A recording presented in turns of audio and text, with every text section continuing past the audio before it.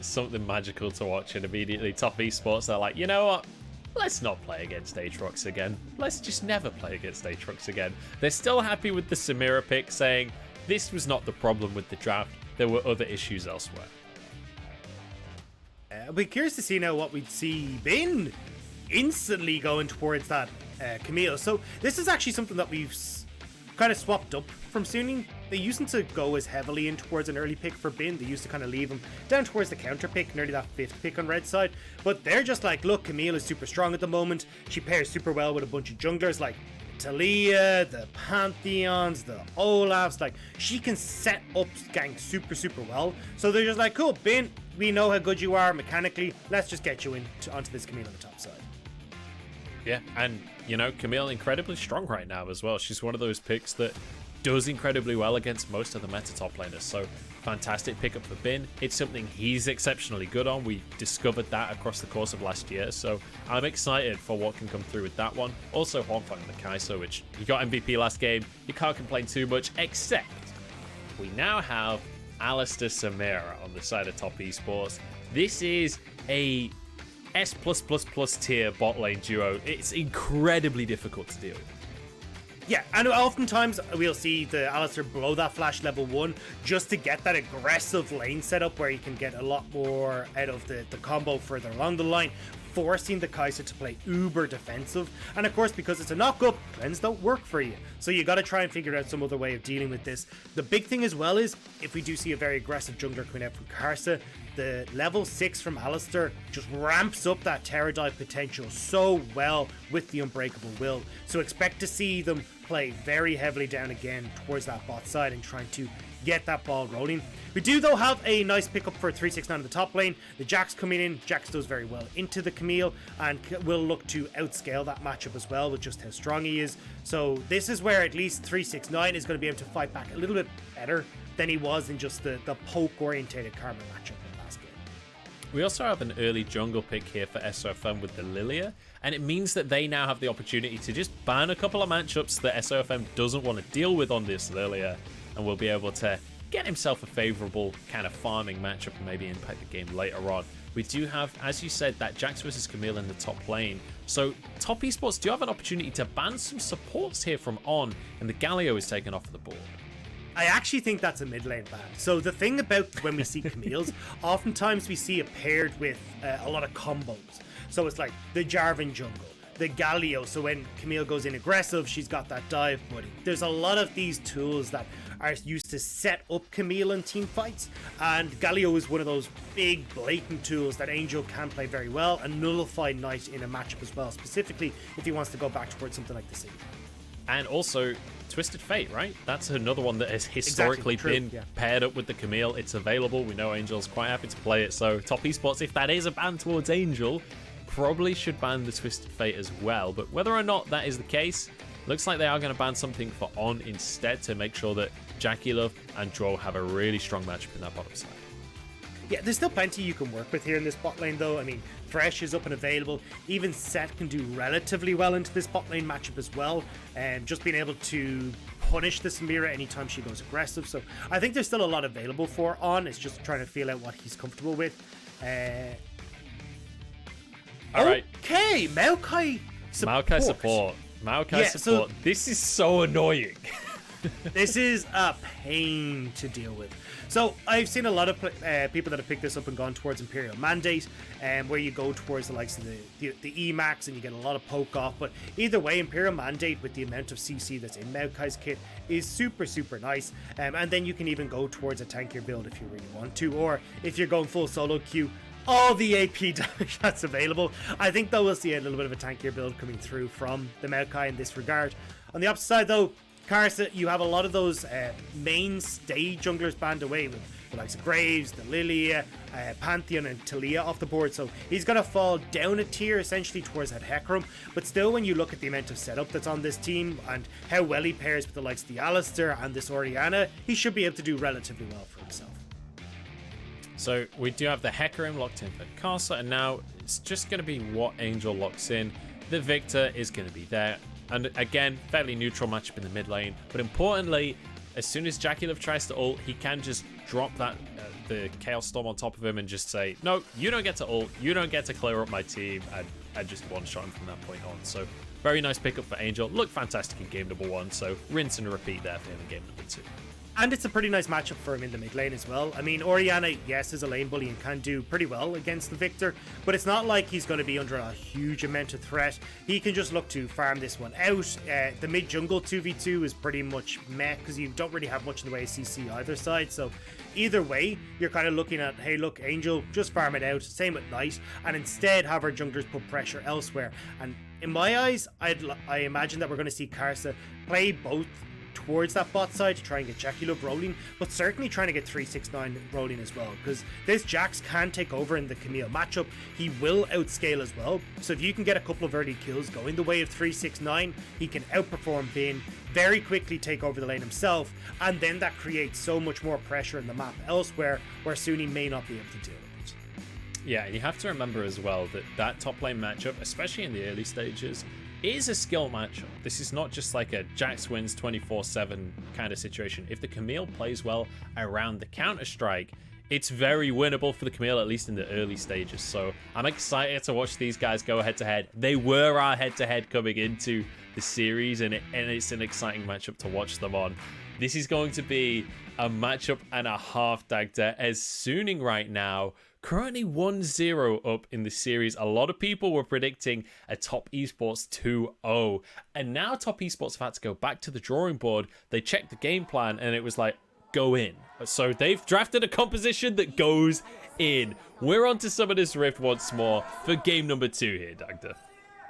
I want to take a quick moment to look at the way these compositions interact, because you are right, like Top Esports want to go in, specifically when they get kind of that 2-item spike coming through from Karsa, and also Knight having finished off the Luden's Tempest. You've got the Immortal Shield bow from JackeyLove. Sunni, though, have a really strong comp against that. I mean, Huanfeng has some self-peel coming through with the Killer Instinct. Maokai is great against teams that try to go aggressive because it makes it very easy to get that ultimate and shut down a lot of the aggressiveness that's coming at you. And then as well, when you look at Lilia, like, if she's able to have a team that's running at her, she can kite back, she does really strong work there, but also gives the opportunity to turn on a time and find these big sleeps. We'll see if those sleeps can be found, if the follow-up is going to be there from the rest of the squad. I don't know why the runes are in the wrong order. That's really hurting my brain. They're in the draft order by the looks of things. So, but hey, we get to see the runes, so that's a positive. We take those. You can see SofM starting things off on the top side of the map. Actually started with his Krugs here, while on the opposite side you've got Karsa, who he didn't start with his Krugs. What am I talking about? He starts with his red, but on the opposite side we saw JackeyLove and Zhuo going for a leash for their jungle. And I mean, look, it's not going to... Both these guys are going to clear fairly quickly. It's not going to be the end of the world either side. And again, I don't think we're going to see very much action in these early stages. You can even see it from Angel's runes, if anyone caught it was. He's gone for the boots and the biscuits. This is like full scaling mid laner where you're not really trying to go overly aggressive, as he takes a very nice trade. But basically the biscuits mean you can sell them for a bit of extra gold, you're getting free boots, you even don't even have to buy pots, although he does have the corrupting potion there. So overall, like, mid lane is just looking to scale it out. Same when you look at these junglers, they want a bit of time before they really get into it. The only caveat I'd put on that is maybe with the CC that is available in this top lane, we might see the junglers visit there, but it'll be a little bit of time before that. So you can see how this Jax versus Camille matchup works a little bit as well. As soon as 369 goes for the Counter-Strike, you'll see Bin go for his hook shot, wall shot, and it's not to just jump away from him. He goes for the stun and then steps out of the range of the Counter-Strike. So it's a very intricate little matchup, but it's all about trying to get the corrupting potion stacks for the side of 369, and if he can, all in. And it's all down, the pressure's on Bin basically to be able to avoid the all in each and every time.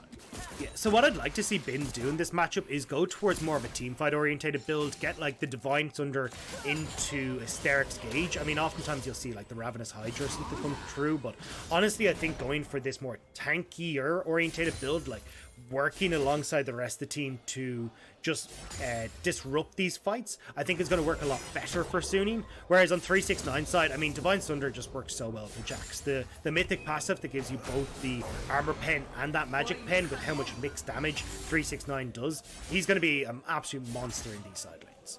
You see 369, speaking of, has actually just been forced back to base here by Bin. Excellent pressure coming out from Bin in that top lane, using the grasp as well very effectively. 369 changes his mind. He had a biscuit in his inventory, so he's just going to proc that. Decides he can't afford to go back and teleport this early. Needs to catch this wave first. I mean, he'll be fine. Bin isn't capable of diving right now, and as we said, look, Lilia is not going to be a champion that's coming up overly aggressive. Still, maybe 369 should be taking as much damage as he is right now. Been doing a really good job to get those grasp of the Undying procs. I don't know how right you are that he's not capable of diving, because he looks like he's threatening it, and Bin has been more than willing to find himself 1v1 kills in the top side. He's going for it, jumps on in the counter-strike, actually gets the stun under the tower. Bin takes 2 shots there, and I think 369 will get away with this one.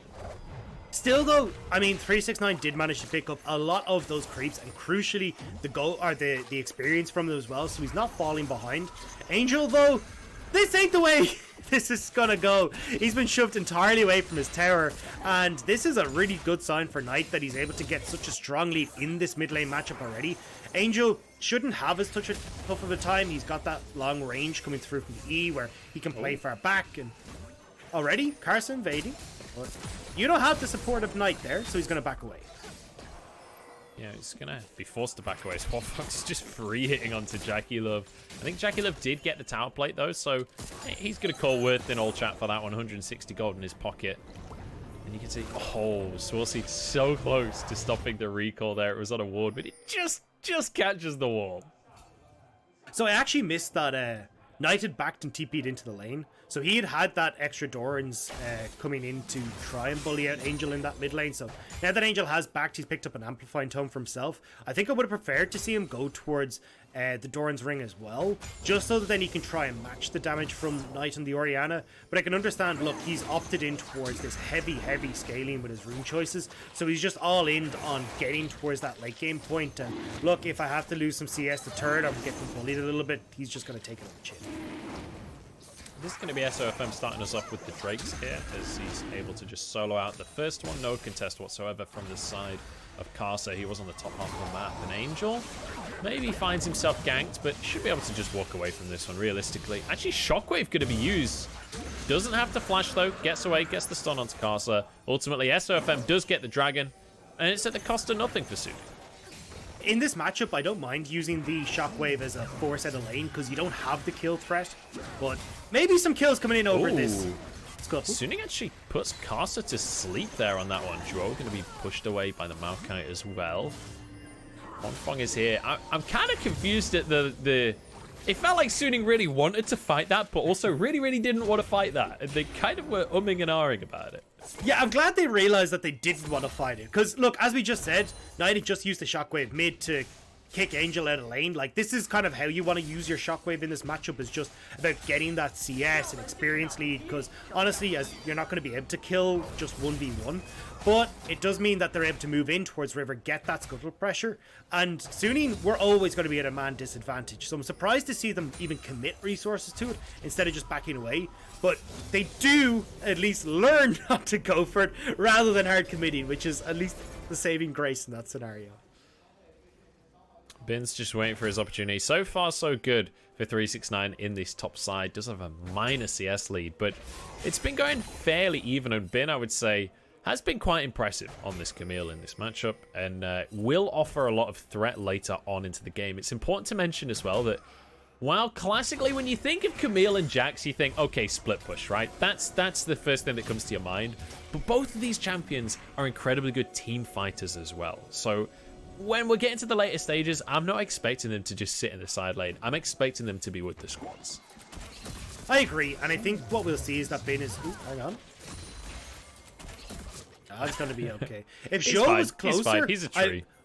Yeah, I wasn't sure, because if Zhuo was closer, he could have gone for the flash headbutt pulverize, and you've got a lot of damage there that can come through very quickly, especially for the AP Maokai. Speaking of damage here, we've got SofM moving towards the top side. Does not have the ultimate available, I think. There's some damage onto 369, who's just staying in the 2v1 here. Counter-strike goes on through, dodged by Bin, though. That was a beautiful ultimate coming out. SofM now trying to get away, is going to drop the sleep onto Karsa, but the fear is magnificent magnificent, and Bin's gonna go down too. Karsa rampages his way through a double kill.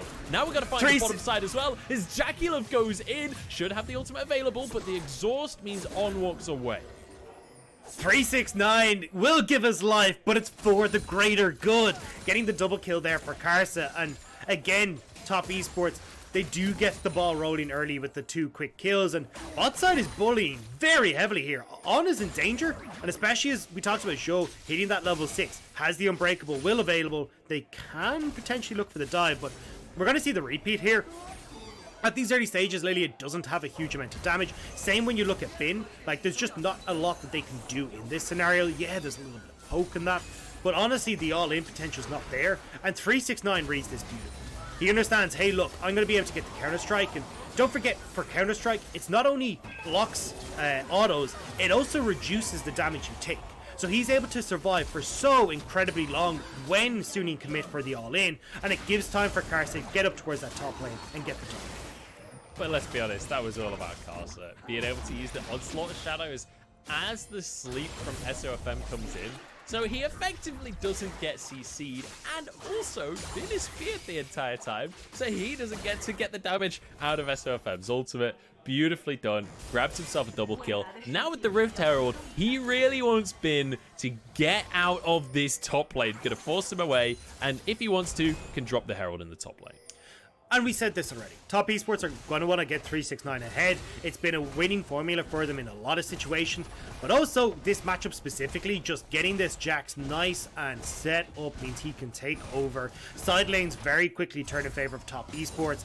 And then it becomes easier for the rest of the team to operate, because Bin is under consistent pressure from 369 and won't be looking for flank opportunities onto vulnerable members like Knight in the back line.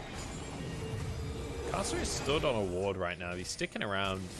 Doesn't look like he actually wants to use the Herald here if he can help it. He wants to go give that to a different lane. I wouldn't be surprised to see him drop it in the bottom side instead.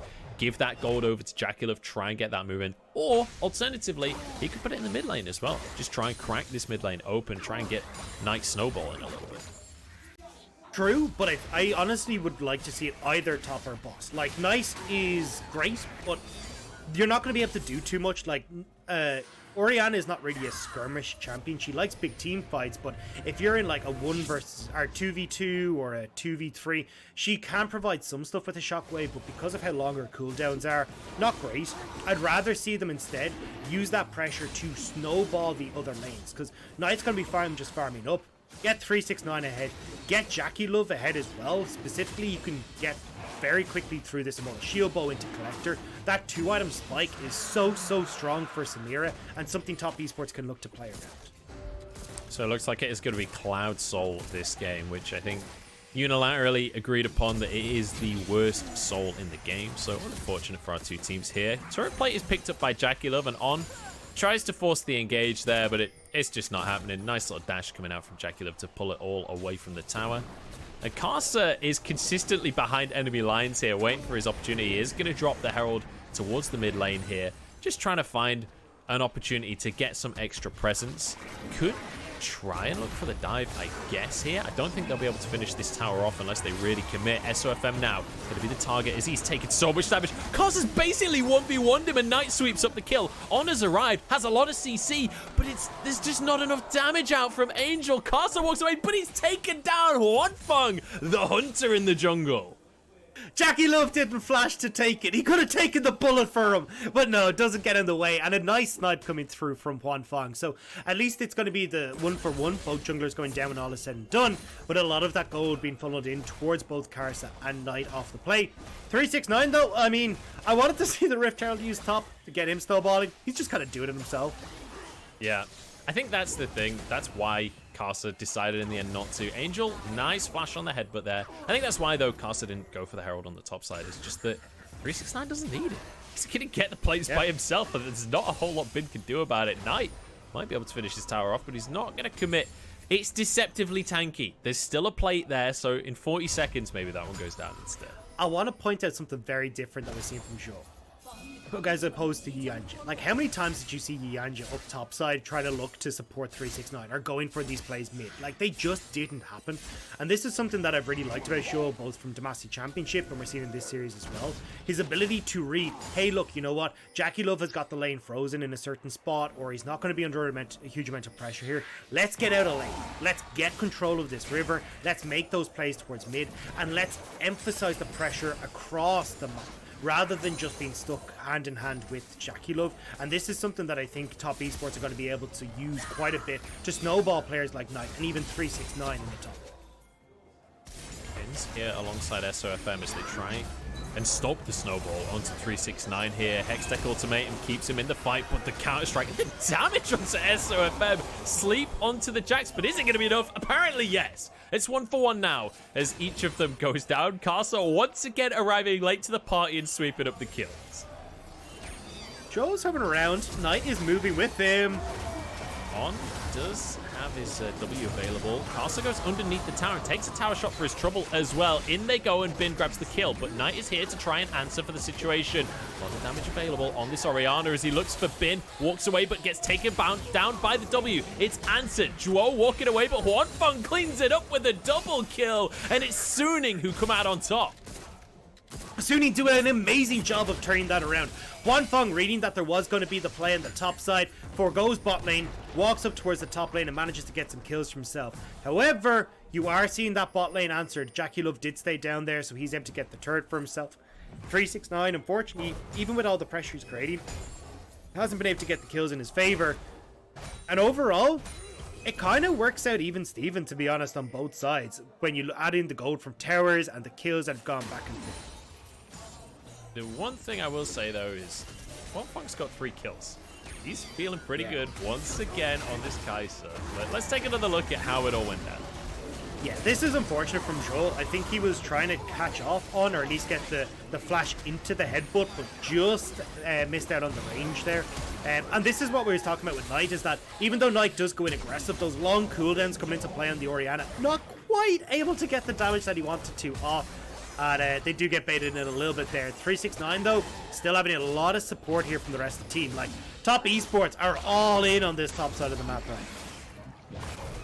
Yeah, honestly, they are really trying to get 369 snowballing. And I can understand why, right? This guy is an absolute monster, but he's fallen a little bit behind. He's up in CS, right? He's up.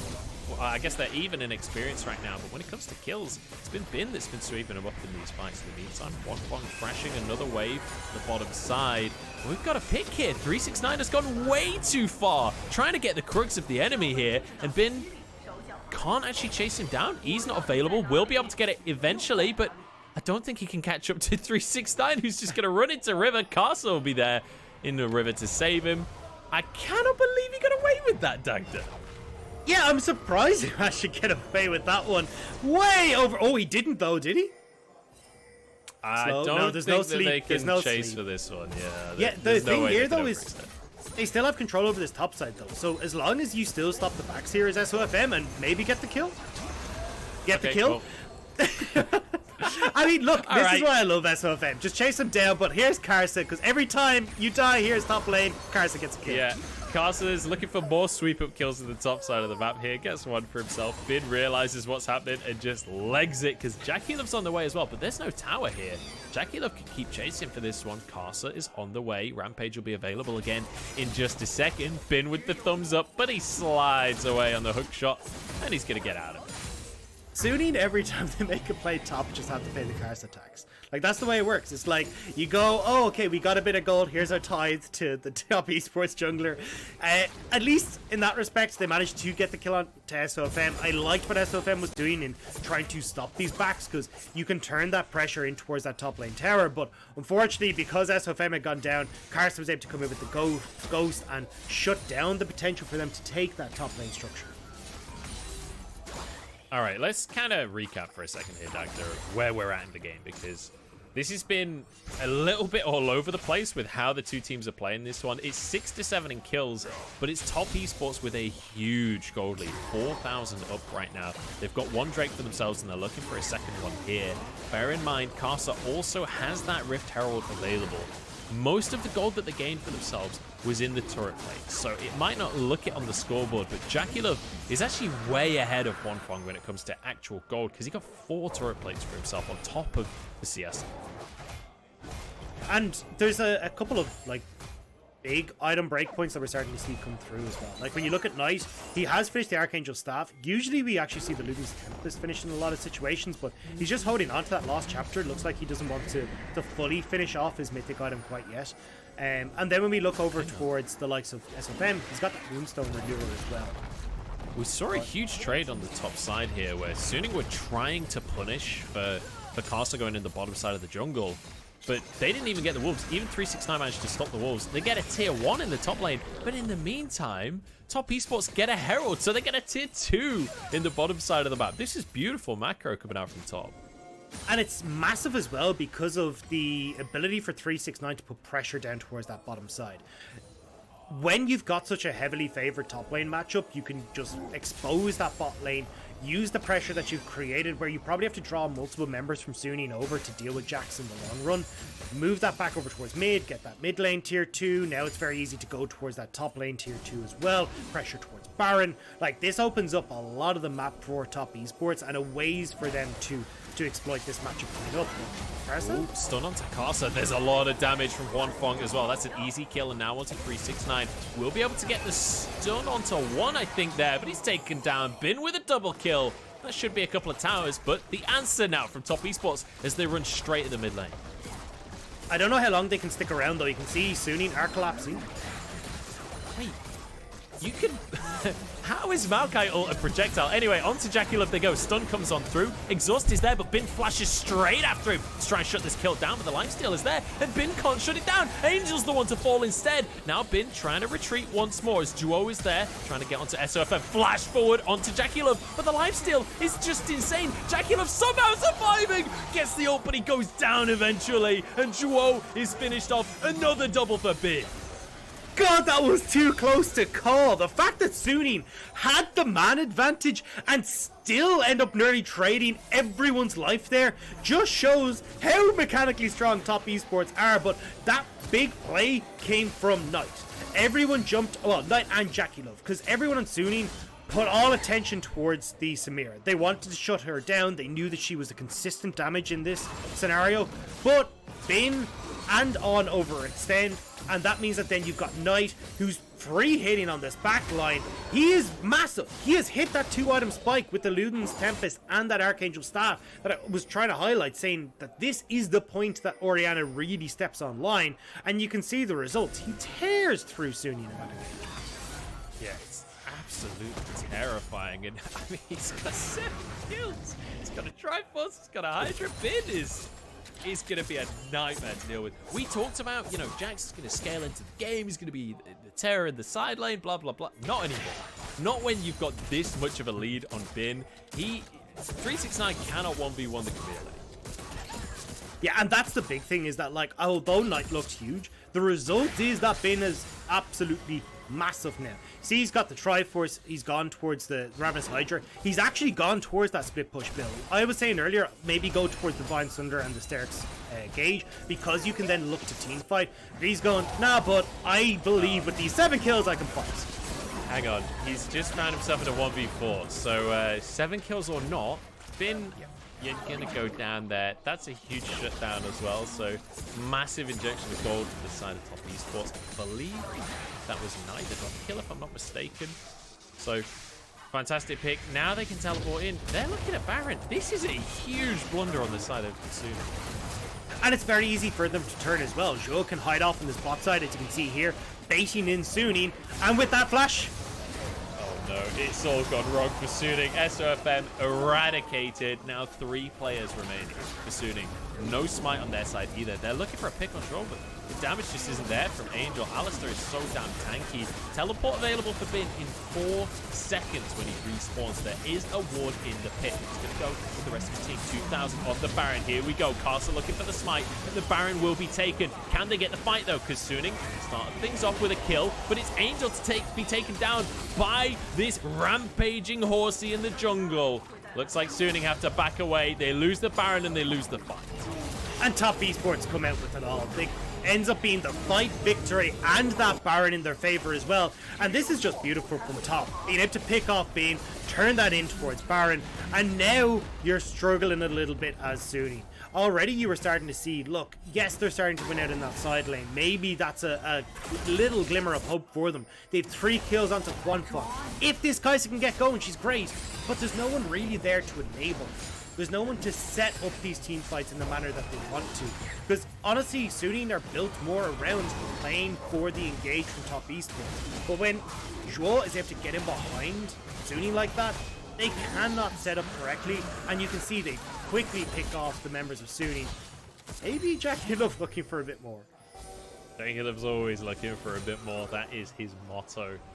I want to revisit this Maokai pick for a second before the next fight kicks off, because I feel like we're just going to be action for the rest of the game now.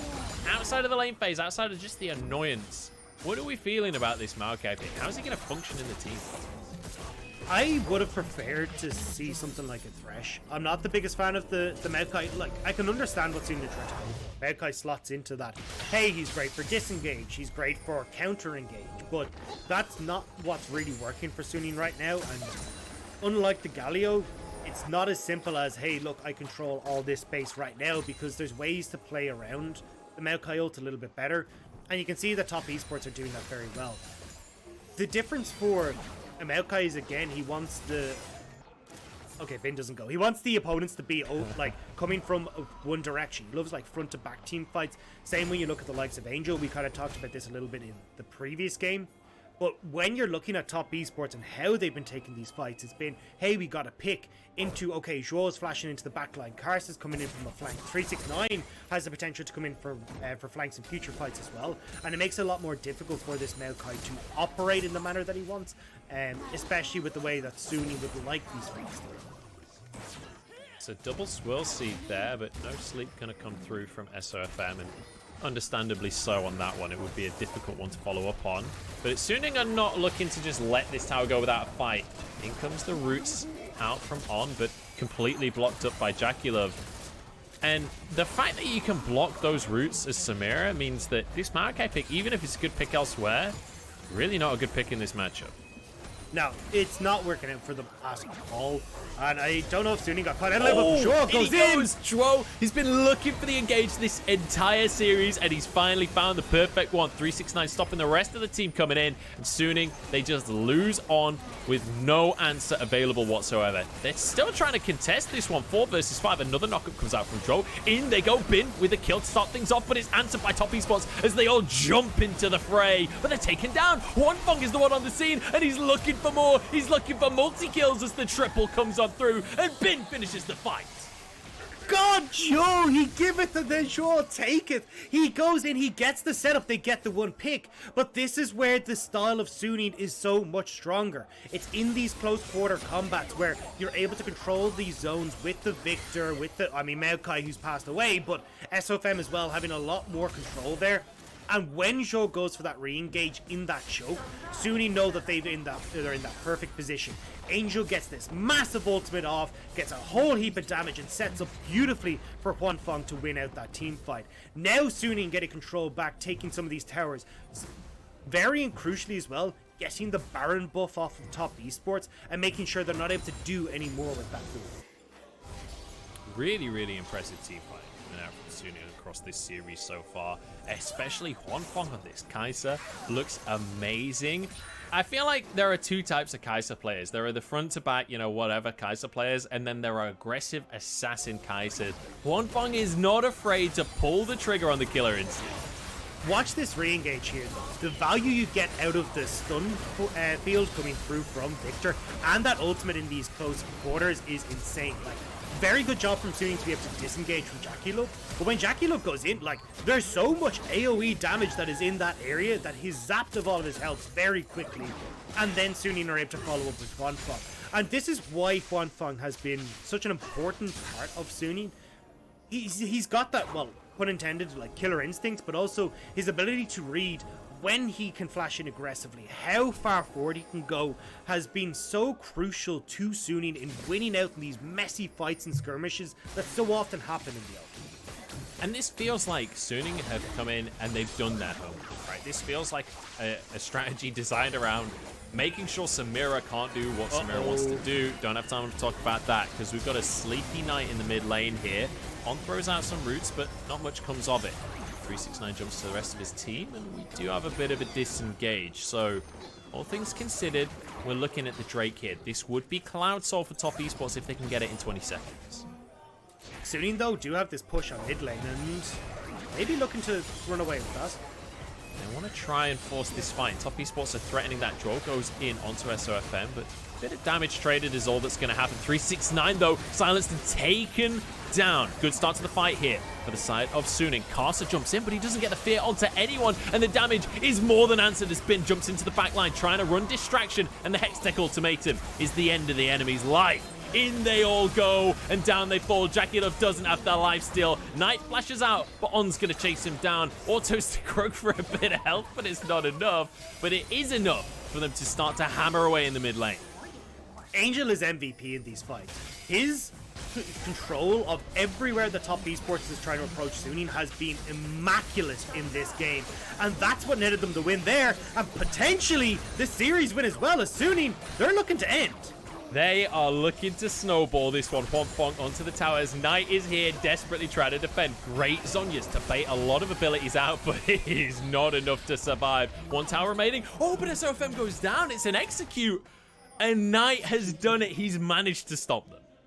Yeah, trading his life to kill the minions was the best call there. Making sure that there's no way that Suning are able to end. Now Suning have got a scamper with their tail between their legs, and top esports can walk straight over towards this dragon and get the soul for themselves, or even the Baron if that's what they want to. It's like the Baron is the call right now for top esports, which is a little bit more dangerous because they will take some damage from this. Maybe Suning can re-engage. They won't have SofM here, but that doesn't necessarily mean they're afraid of fighting. It looks like they're still too far away, though, because you can see Huanfeng just leaving base, On moving over towards the dragon. Suning are going to trade neutral objectives by the looks of things. And look, from top esports side of things, they've got to get use out of this power, because right now, look at the scoreboard for this game. 9-3 for this Camille. 10-0 for Huanfeng.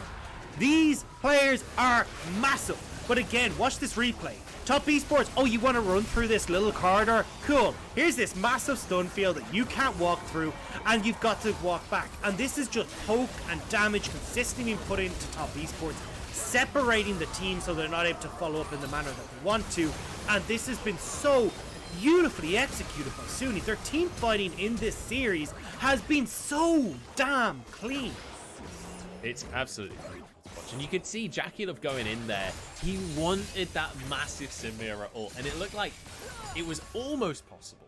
But the problem is, it's so late in the fight, and everyone's still going from Suning. So as soon as he goes in, he's just Goomba stomped into the floor and taken out. He doesn't have the opportunity to get the lifesteal off and make the giant teamfight play, and instead it's Huanfeng who's making these giant teamfight plays. He's the AD carry that's shining today, and top esports, they're running out of lifelines right now. They managed to survive, they managed to hold their Nexus, but they have literally one Nexus tower remaining. That ain't a good look.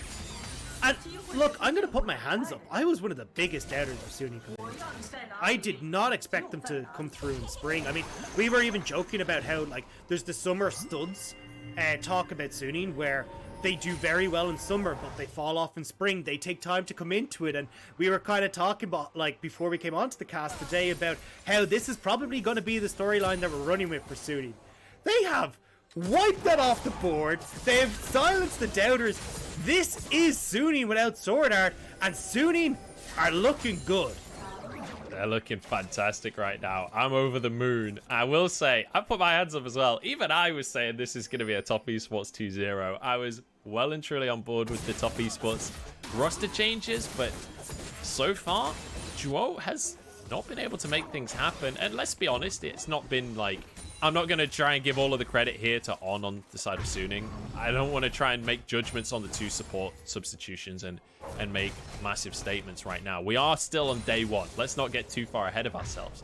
But this is a really, really good sign for Suning that things haven't just fallen off completely. because I think a lot of people, when you look at power rankings, for example, for the English cast, we had Suning pretty low down for a lot of people. Some people not even putting him in playoffs. Same for the Chinese side. Same for a lot of the power rankings I've seen. So this is really, really good to see that Suning haven't just fallen off completely over the offseason.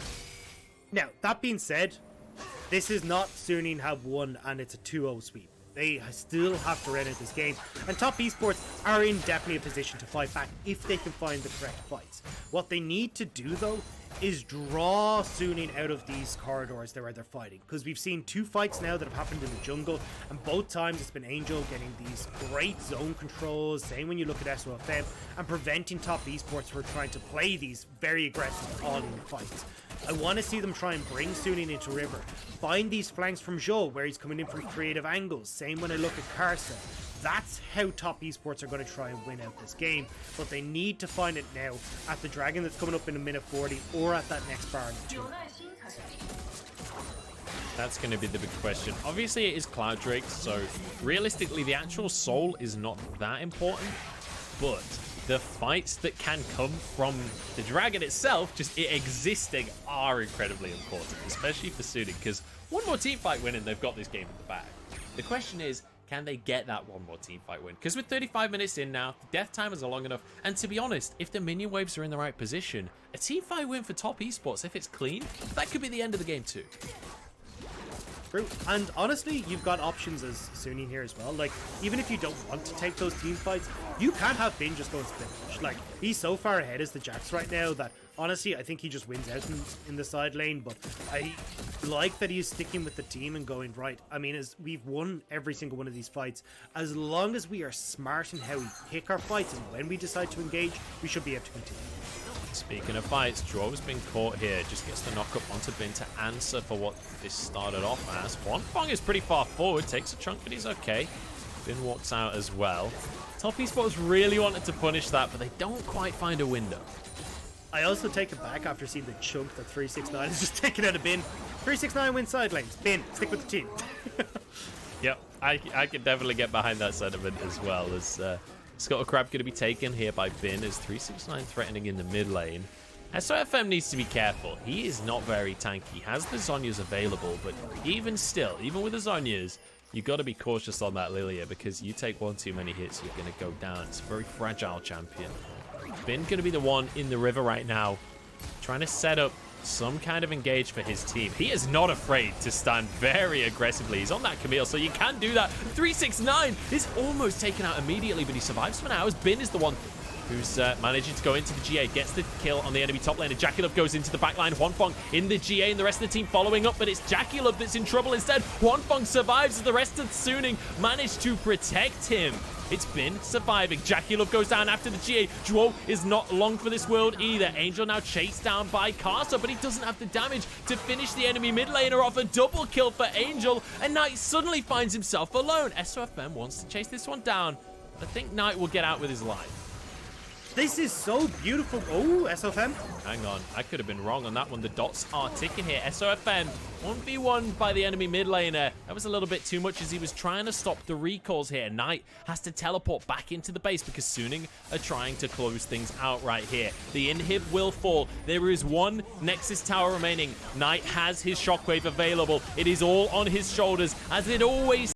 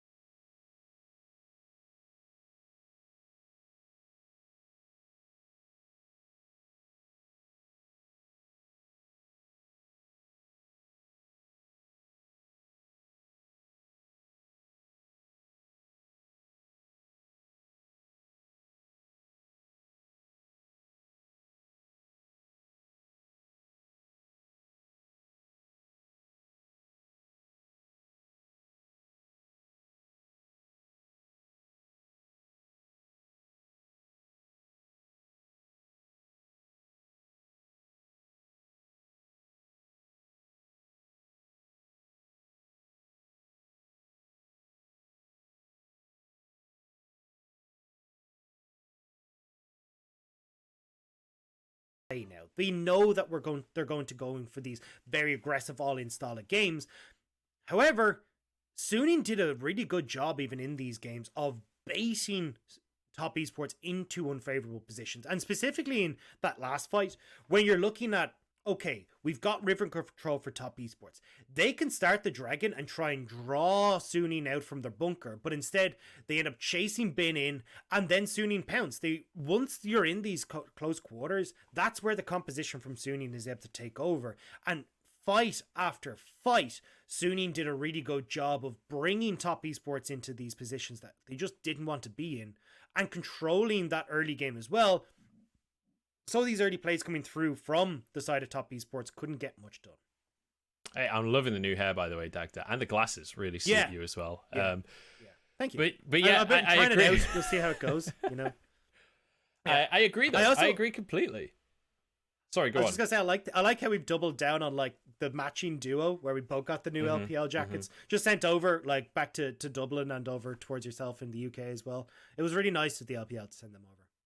Yeah, and the green screen work, it looks like we're in the studio together, honestly. It's really, really impressive stuff in production. But let's talk about the teams here, because Top Esports definitely with a lot of work to go. And I feel like this is a really exciting situation for Suning's coaching staff, right? Bear in mind, Chashao left the team, right? So there was a lot of questions around what was it going to look like behind the scenes for Suning. Diane coming in, and when it came to the drafts, it felt like they knew Top Esports were going to go for this Samira, and they had a complete and utter answer to the way that Top Esports had to play these fights. And that's like Diane has been on Suning for a while, so like it's not like they needed to completely look over at Top Esports and reinvent the wheel here. This was obviously something, especially when they played them in semi-finals. Like, Suning knew what they were up against. They knew exactly how Top Esports played, and they knew coming into this, the style of composition that they wanted to play, because they played this pretty much the same style in both games, and understanding how to bake Top Esports into these matchups that they really didn't want to play. Now, you'll see on your screen, like, Top Esports, they fought back. This was not an easy victory, and we can still see the individual players on Top Esports are looking fantastic. It's just these team fight setups aren't looking as clean, and when they're trying this very heavy engage style, they need to make sure that Zhuo's engages are on point, and unfortunately, to put a bit of this on towards the new support, a lot of his engages, as you just saw, weren't up to par. Yeah, and it's a rough situation to be in, but I do feel like there's a good amount to work towards. There's a good amount that they can build off with Zhuo here. So while this first series hasn't gone so hot for Top Esports, let's bear in mind this was a rematch of the World Semi-Final. Suning are no slouch, and I think that what's happened here is that the expectation for Suning was too low as opposed to the expectation for Top Esports being too high. I feel like Suning have really outdone themselves in this series. I think as well, like, looking at both Zhuo and On, you are on a team, as we said, a world finalist, and the team that was expected to be a world's finalist and potentially beat Damwon in Worlds. If you want pressure, you've got it mounded on your plate right now. So for these two young guys coming in, like On is only 17, for these two guys to be coming into these organizations and trying to be such a crucial point of their entire roster, it's going to be hard. So I'm giving it to Zhuo. Give him a bit of time. He'll be able to sort himself out. Like, this isn't me saying, look, it's doom and gloom for Top Esports. What I'm saying is give these guys a bit of time, and it's only up from here. But definitely Suning, they're looking a lot better than people were expecting. Yeah, absolutely. And I mean, some of these fights as well were so intense, so much about the individual mechanical plays, because it feels like sustain is through the roof right now in League of Legends. These fights went on a lot longer than they were in 2020, so it feels like individual outplay potential is more significant, at least in my mind, from what we've seen here today.